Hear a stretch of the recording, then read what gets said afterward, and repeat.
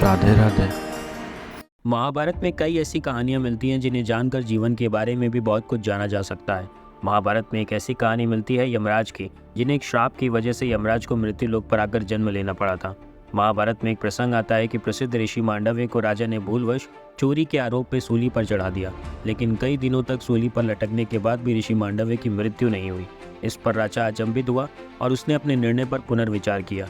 तब राजा को यह महसूस हुआ कि भूलवश उसने गलत इंसान को आरोपी ठहराकर सजा दे दी है। राजा को अपनी मूर्खतापूर्ण निर्णय पर बेहद ग्लानि हुई, लेकिन अपनी गलती का एहसास होते ही राजा शीघ्र ऋषि के समक्ष पहुंचे और उनसे क्षमा याचना की। तब मांडव्य ऋषि कहते हैं, राजा, अब इसका निर्णय तो धर्मराज के समक्ष ही होगा। अब मैं यहाँ से सीधा उन्हीं के पास जा रहा हूँ। ऋषि अपने तपोबल से यमराज की सभा में पहुँच गए।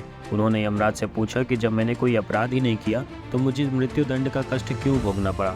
यमराज ने ऋषि से कहा, आपने बचपन में एक तितली को कांटा चुभाया था, उसी पाप के कारण आपको यह दंड मिला।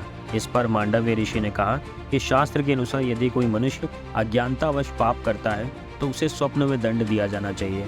तुमने मुझे शास्त्र विरुद्ध दंड दिया है, इसलिए मैं तुम्हें श्राप देता हूँ कि तुम मनुष्य योनि में दासी पुत्र के रूप में जन्म लोगे। उसी श्राप के परिणाम स्वरूप कुरु राजवंश में दासी पुत्र विदुर के रूप में जन्मे।